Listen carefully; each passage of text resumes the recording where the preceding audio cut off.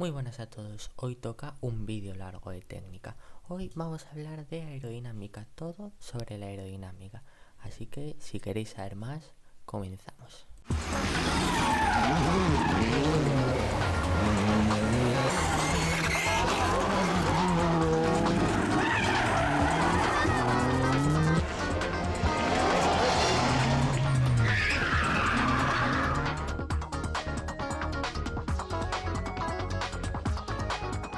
Bien, de tal forma este vídeo se va a estructurar de la siguiente manera. Primero vamos a comenzar dando una definición de aerodinámica, para continuar hablando de la historia tanto de la aerodinámica en los coches de calle como de la aerodinámica en los coches de competición.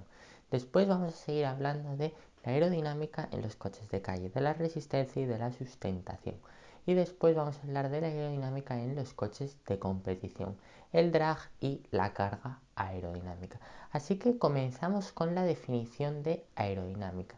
Esta es una rama de la mecánica de fluidos que estudia las acciones que ocurren en un cuerpo sólido cuando éste es bañado por un fluido y existe un movimiento relativo entre ellos, siendo este fluido aire. Si fuera agua o un fluido más viscoso se llamaría hidrodinámica. Básicamente lo que quiere esto decir es que la aerodinámica se encarga de estudiar cómo se comporta un cuerpo sólido, en nuestro caso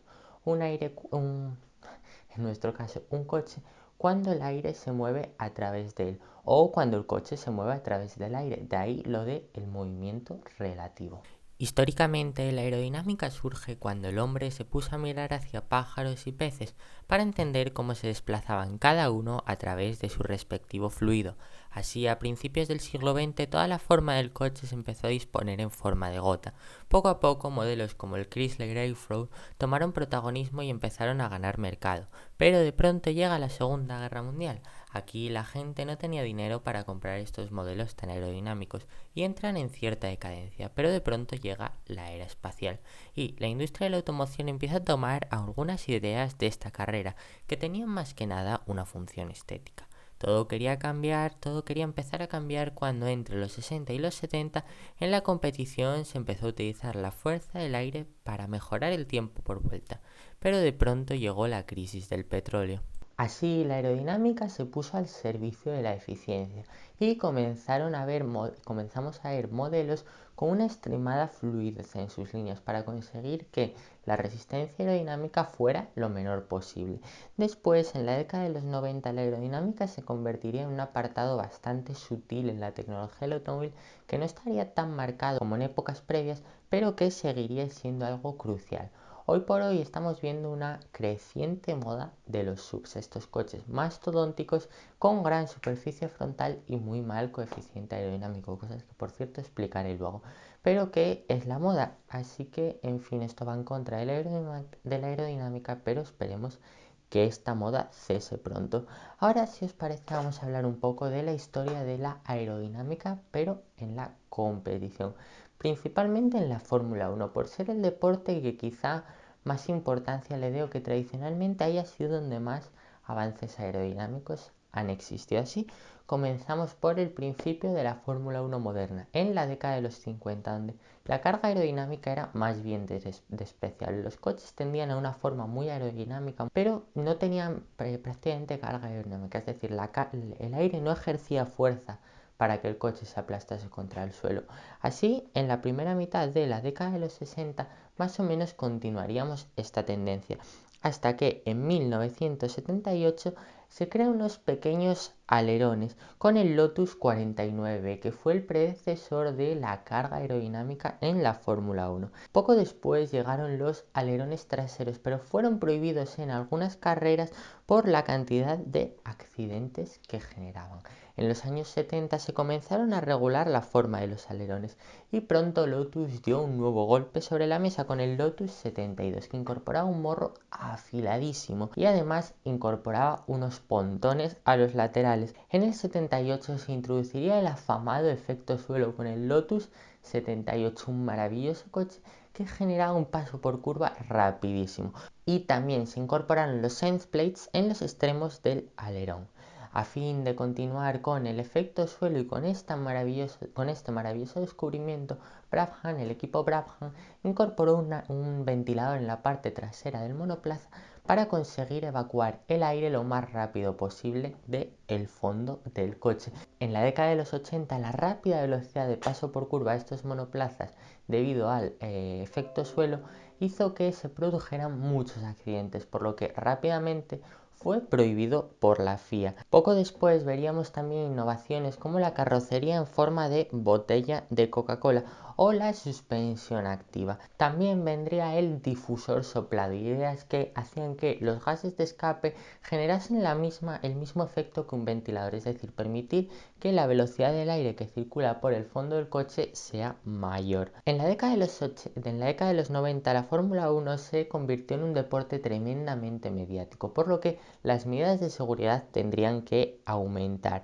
De tal forma se introdujeron cosas como los neumáticos acanalados, que no hacían otra cosa que reducir la velocidad de cada vuelta, por lo que al final teníamos coches sí, más lentos pero más seguros. A principios de los 2000, como los neumáticos acanalados y diversas normativas de la FIA hacían que la velocidad del paso por curva se redujese, los equipos intentaron aumentar la carga aerodinámica como fuese.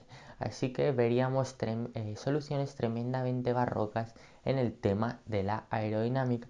Así que para evitar esto, la FIA, como no podía ser de otra manera, implantó una nueva regulación que hacía que la superficie del monoplaza fuera mucho más limpia, sin tantos apéndices aerodinámicos. Tanto es así que llegaremos a 2022 y todos esos apéndices estarán prohibidos. Como hechos destacados, pues en 2011 se implantó el DRS y en el 2018 se implantó el halo. Ahora vamos a hablar un poco de qué hay que tener en cuenta en el ámbito de la aerodinámica para diseñar un coche de calle, donde lo más importante, obviando el carácter dinámico y deportivo, que trataremos después en la parte de competición, es la eficiencia, y eso pasa por crear coches con la menor resistencia aerodinámica posible. Bien, la resistencia aerodinámica viene dada por una fórmula que es esta de aquí. Bien, esta fórmula aerodinámica que dice que la resistencia es igual a un medio de la densidad por la superficie frontal del vehículo por el coeficiente aerodinámico y por la velocidad al cuadrado es la que utilizaremos para explicar la mayor parte de la aerodinámica en los coches de calle. Bien, vamos a empezar desgranando cada uno de los factores de esta importante ecuación.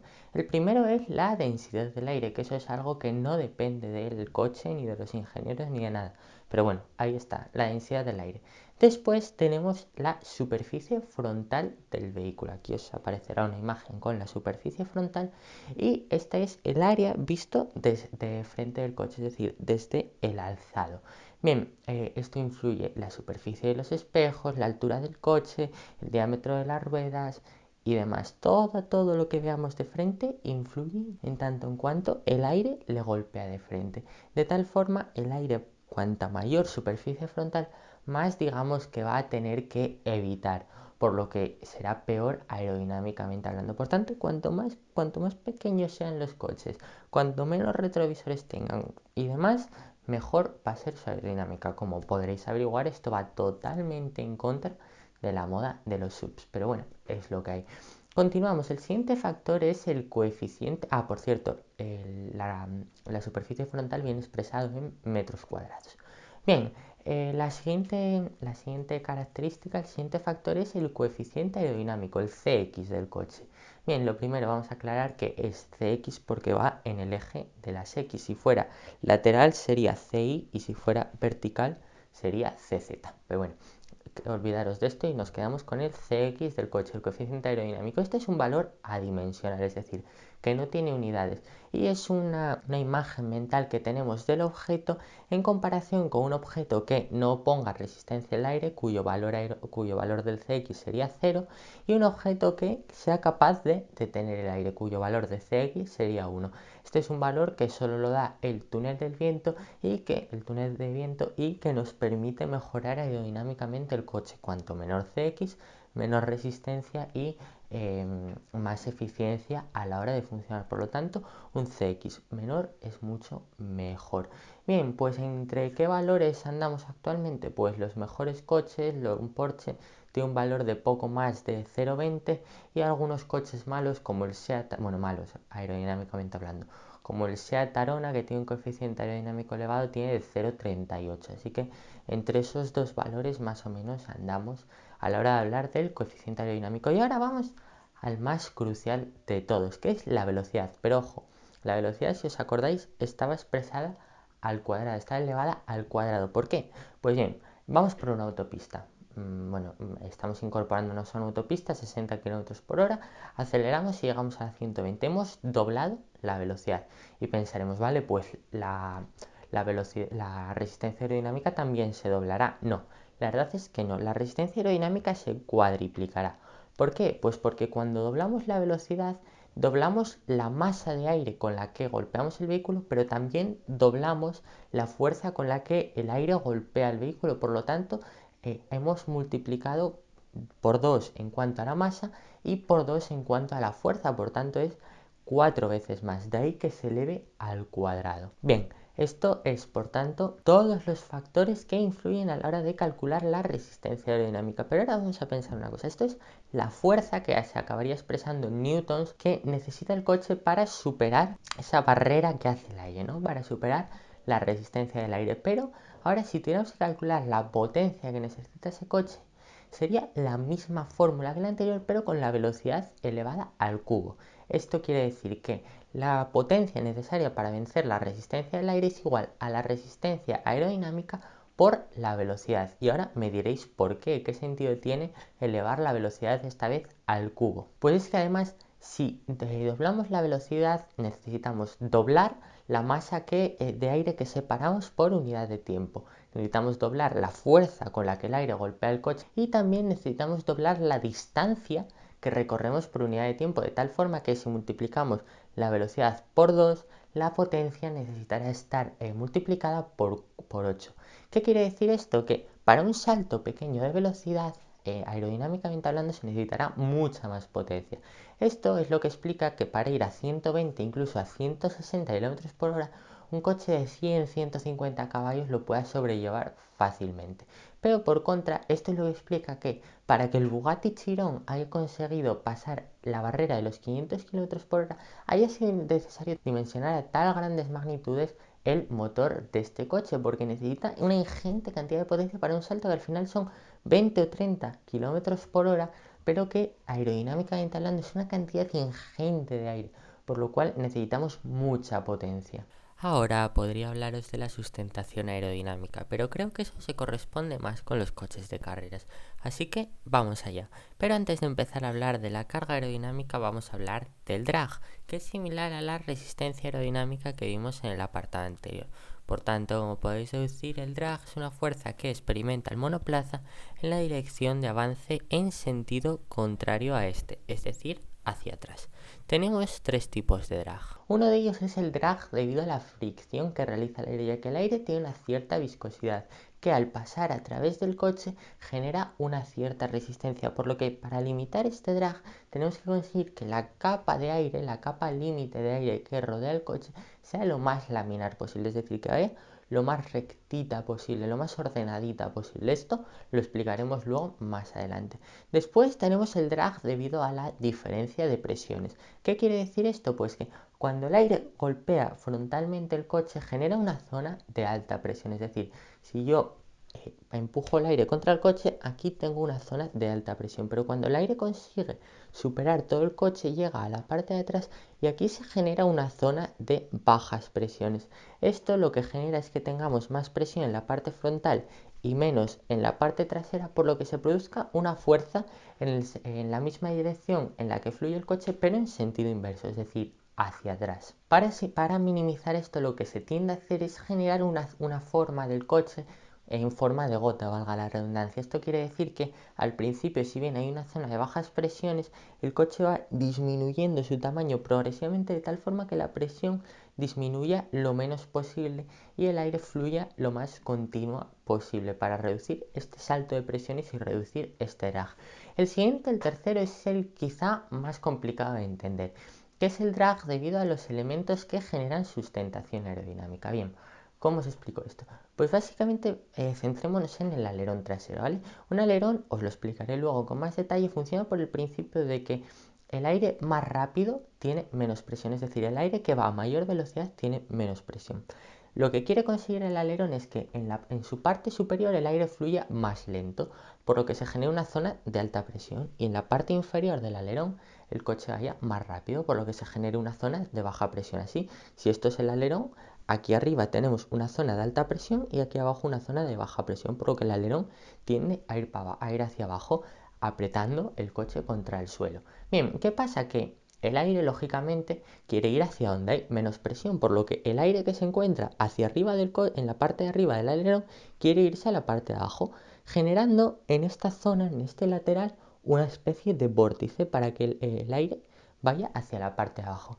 ¿Qué pasa con esto? Esto se ve muy bien cuando los coches van en mojado, que se ve un giro de aire que quiere irse hacia la parte de abajo.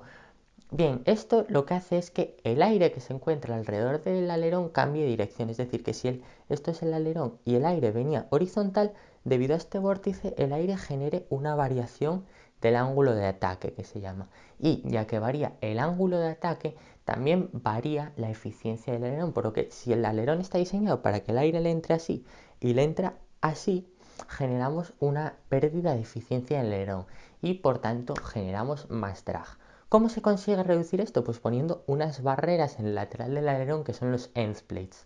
Estos end plates lo que hacen es limitar esos vórtices, aunque se siguen generando algunos que todavía se pueden ver en los Fórmula 1 actuales, pero se intenta limitar lo más posible, mejorando así al máximo la eficiencia del alerón. Bien, ahora vamos a hablar del principio más fundamental que en todas las previas de un Gran Premio de Fórmula 1 se habla, que es de la carga aerodinámica. Hablan que Monza es un circuito de baja carga, Mónaco un circuito de alta carga, y ahora os voy a explicar qué quiere decir esto. Pero antes de dar una definición de carga aerodinámica, que la daré luego en una voz en off, vamos a hablar de la relación que existe, que ya os lo acabo de decir antes, entre la velocidad del aire y su presión.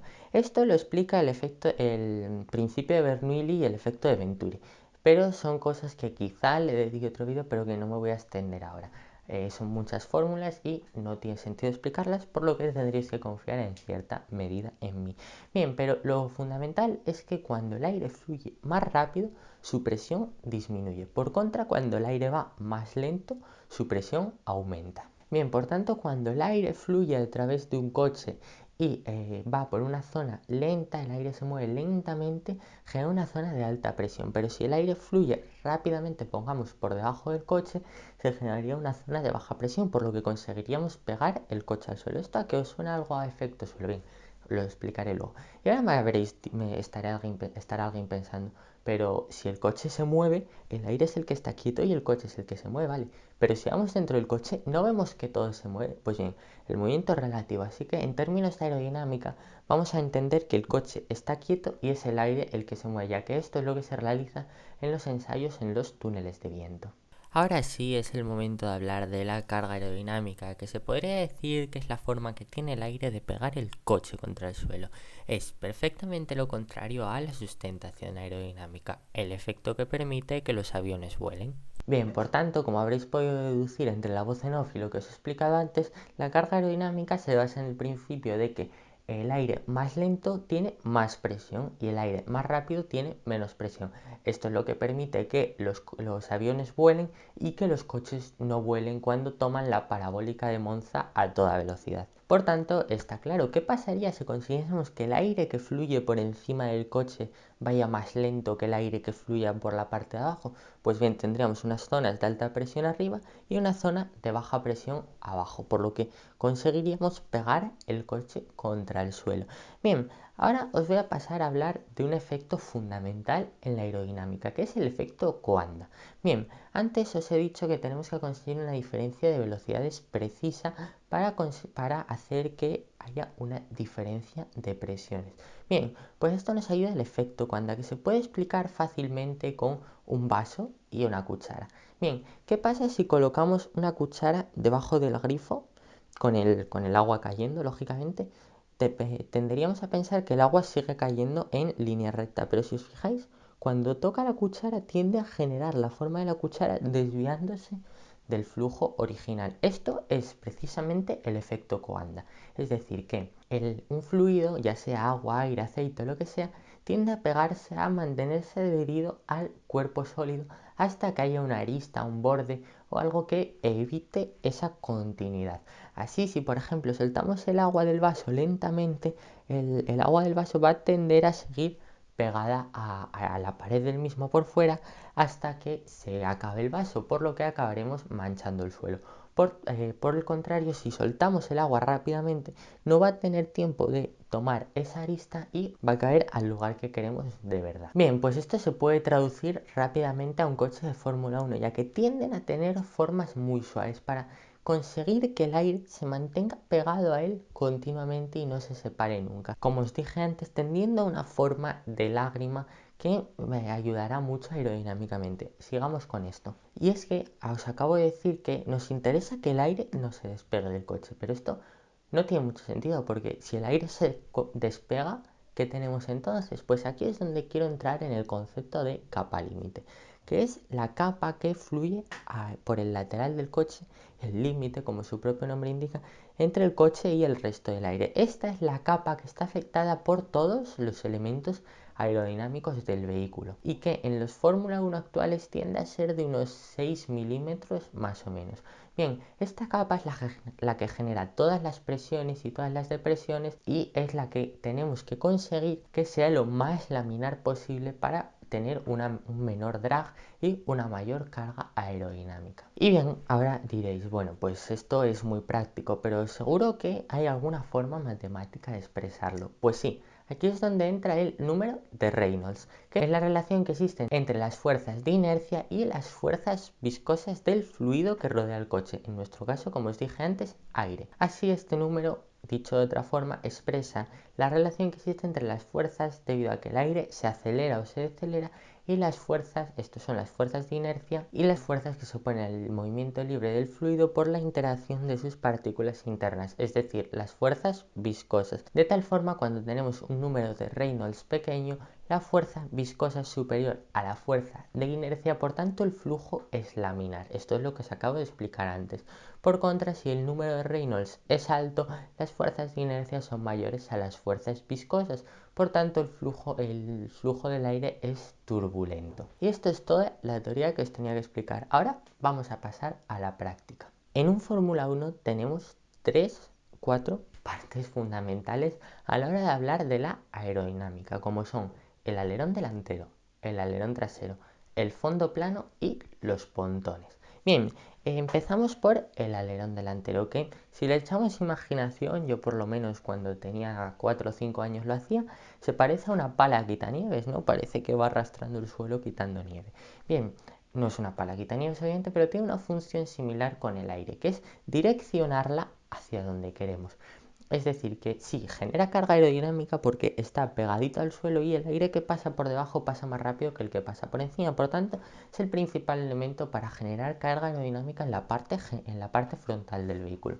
Pero a la hora de hablar del cómputo general de la carga aerodinámica solo genera un 10%, por lo que no es su función principal, sino que su función principal es dirigir el aire hacia donde queremos. Lo primero es que el aire no puede atravesar las ruedas, no puede chocar contra las ruedas. Tenemos que hacer que sea o para afuera o para adentro, porque si choca contra las ruedas se generará mucho drag, porque las ruedas no son para nada aerodinámicas, como podréis suponer. Otro elemento, otra parte fundamental, otra función principal del alerón es generar un vórtice que vaya por el exterior del fondo plano. Recordad este vórtice porque luego os explicaré para qué nos sirve, pero tiene que generar un vórtice que es un flujo de aire como si fuera un torbellino que vaya por los bordes del coche, por los bordes del fondo plano. Y tiene otras muchas funciones como dirigir el aire hacia la refrigeración y demás. Por tanto, el alerón trasero, si bien no es el principal elemento en cuanto a la carga aerodinámica, es un elemento fundamental. El siguiente elemento son los pontones. Los pontones son esos dos pontones que hay a los extremos del coche que tienen un agujero por dentro. Y en ese agujero, ese orificio va a llevar hacia los radiadores de aire. Estos radiadores son los que se encargan de la refrigeración del motor, como no podía ser de otra manera. Y tienen básicamente la misma función que el orificio que hay encima de la cabeza del piloto, que es o bien admitir aire o bien refrigerar el motor.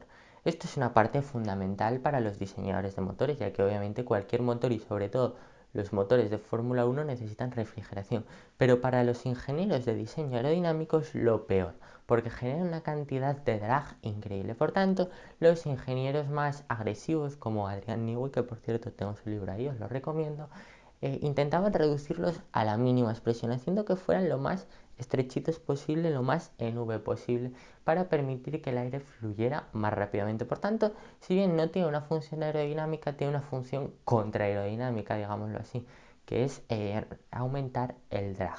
Así que cuanto más pequeñitos sean, mejor para los de la aerodinámica, peor para los motores. Así que hay que llegar al punto de equilibrio justo. Además, sobre los pontones tradicionalmente se solían introducir numerosos apéndices aerodinámicos, mini alerones y demás para aumentar la carga aerodinámica, pero esto cada vez se va reduciendo más por las normativas de la FIA hasta llegar a 2022, que estarán totalmente prohibidos. Bien, pasemos al siguiente elemento, que es el alerón trasero. El alerón trasero es un alerón tradicional como que podemos ver en cualquier coche de calle, pero os explicaré su funcionamiento. Bueno, bien, me acabo de venir arriba con esto. Os quiero decir que tiene la misma función, que es generar carga aerodinámica. Solo tiene esa función, ni dirigir el flujo ni nada. Generar carga aerodinámica. ¿Cómo lo hace? Pues bien, el alerón trasero tiene forma de ala invertida, es decir, un ala de avión dada la vuelta. La parte de abajo es lisa y la parte de arriba es lisa y la parte de abajo tiene una cierta curvatura. De tal forma, el aire en la parte de arriba va más lento, ya que en la parte de abajo tiene que hacer la curva y tiene que hacer más distancia. Por tanto, más distancia en el mismo tiempo es igual a un aumento de velocidad. El aire de arriba va más rápido, tiene más presión. El aire de abajo va más lento, al revés. El aire de arriba va más lento, tiene más presión. El aire de abajo va más rápido, tiene menos presión. De tal forma, el aire aplasta el alerón. No solo esto, sino que además el alerón varía en función de su ángulo de ataque, es decir, según lo inclinado que esté. Cuanto más inclinado, más carga aerodinámica, pero más drag, más resistencia. Por lo tanto, hay que llegar al punto de equilibrio exacto. No va a tener el mismo ángulo de ataque un alerón en Monza que un alerón en Mónaco, ya que en Monza irá casi planito. En Mónaco, ya que no nos interesa la resistencia, irá muy inclinado, muy atacado, para generar la mayor carga aerodinámica posible. Y ahora me tocaría hablaros del DRS, el Drag Reduction System, el sistema reductor del drag o de la resistencia. Bien, ¿qué hace este sistema? Pues intentar que el alerón no tenga efecto, es decir, esta pared que hace que se genere más carga aerodinámica, eliminarla, bajarla, para permitir que el aire fluya más rápido y reducir el drag para aumentar la velocidad punta en rectas. Es algo muy simple pero muy eficaz, que se instauró, como os dije antes, en 2011. Bien, seguimos. Y seguimos con quizá la parte más importante de todo el sistema aerodinámico del coche, que es el fondo plano y el difusor. Bien, al final, si bien tenemos un alerón que es una forma de ala invertida, todo el coche en sí es un alerón enorme, pero no tiene forma de alerón y es verdad, pero genera el mismo efecto. Un coche tiende a conseguir que el aire vaya por su parte inferior más lento que por su parte superior más lento que por su parte inferior, generando una diferencia de presiones y carga aerodinámica. ¿Cómo consigue esto? Pues bien, acercando lo máximo posible el coche al suelo. De tal forma, tenemos que el aire que entra por el alerón delantero es direccionado por una parte hacia la parte inferior del monoplaza. Y ya que el volumen de esa zona se disminuye, la velocidad tiene que aumentar, ya que el caudal de aire se mantiene constante. Por tanto, la velocidad en el fondo plano del coche aumenta. Y llega un momento en el que alcanza un difusor, una zona abierta en la parte de atrás del coche con una inclinación, para permitir que el aire disminuya su presión y continúe el flujo. De tal forma, vamos a ir lentamente. ¿Cómo funciona esto? El aire entra con un cierto caudal, una cierta velocidad, por el alerón delantero. Una parte del alerón delantero lo dirige hacia el fondo plano. En el fondo plano el volumen se disminuye, ya que el coche está cerquita del suelo. Ya que el volumen disminuye y el caudal permanece constante, la velocidad aumenta. Y como la velocidad aumenta, disminuye la presión. Por tanto, tenemos en todo el fondo plano del coche una disminución de presión. Hasta que llega el difusor, que el difusor es una zona más amplia que, como su propio nombre indica, esparce el aire hacia el exterior. ¿Qué hace este difusor? Pues mantener el caudal de aire, hacer que el aire no disminuya su velocidad a lo largo de todo el fondo plano. ¿Cómo lo consigue? Generando una disminución de presión para permitir que el aire permanezca fluyendo totalmente. ¿Cómo intentaron mejorar esto algunos equipos? Pues incorporando, por ejemplo, Brabham, un ventilador. Este ventilador lo que hacía era soplar el aire del fondo plano, permitiendo que el aire se escapase y aumentase su velocidad, disminuyendo aún más la presión. Otros equipos incorporaron difusores soplados. ¿Qué es esto? Pues que los gases de escape acabasen en el difusor y los propios gases de escape impulsasen al aire que va por debajo del coche. Otros diseños, pues bien, Lotus con el efecto suelo, Lotus 78 con el maravilloso efecto suelo. ¿Qué conseguía esto? Pues que el coche por debajo era una forma de ala invertida, era todo el coche aquí sí era un alerón, pero no solo esto, sino que además tenía esos pontones que estaban con una goma o con un faldón tocando el suelo continuamente, de tal forma el aire no se podía escapar de ahí debajo y la presión era muy baja, permitiendo un agarre tremendo, hasta que llega el punto en el que cogemos un bache, ese efecto suelo se va y el coche pues digamos que vuela. Así fue prohibido y esto, bueno, en cierta medida está bien, ya que los avances tecnológicos de aquella época no eran tan importantes. El efecto suelo volverá en 2022. Veremos qué trae consigo. Pero bien, es básicamente esto, que el coche era una forma de ala invertida, por lo que todo el coche es un alerón y generamos una carga aerodinámica increíble. Y ahora, ¿os acordáis de que os dije que el alerón delantero se encargaba de generar unos vórtices que iban por el exterior del fondo plano? Pues bien, tienen la misma función que esa faldilla de goma que aislaba todo el pontón del coche. Se permite que ni entre ni salga aire, aumentando drásticamente la carga aerodinámica, por lo que es perfecto. Bien, pues ahora nos toca hablar de cómo los equipos son capaces de desarrollar la aerodinámica de los coches, es decir, qué herramientas tienen a su disposición. Pues son cuatro fundamentalmente: el dibujo asistido por ordenador, el CAD, los túneles de viento, la dinámica computacional de fluidos y las pruebas en pista. Empezamos por el CAD. El típico CATIA que todos conocemos, CATIA, AutoCAD y demás, son softwares de diseño asistido por ordenador. El que más se utiliza en la industria del automóvil es el CATIA.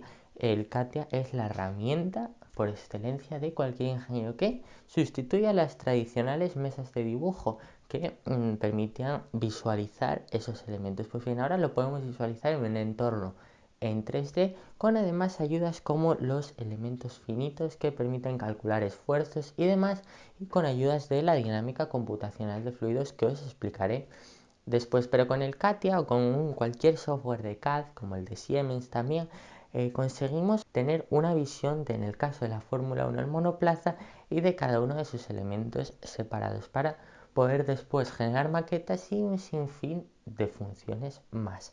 Bien, es la herramienta más potente y la primera herramienta de cualquier ingeniero a la hora de diseñar un coche.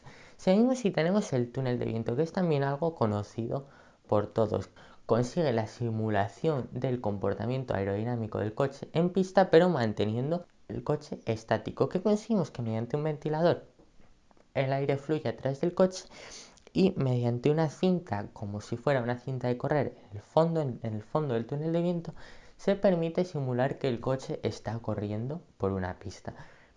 Tenemos diversas formas de medir los resultados del túnel de viento. Lo primero, con sensores de presión incorporados en todo el coche, que permiten comprobar dónde está presionando más el aire.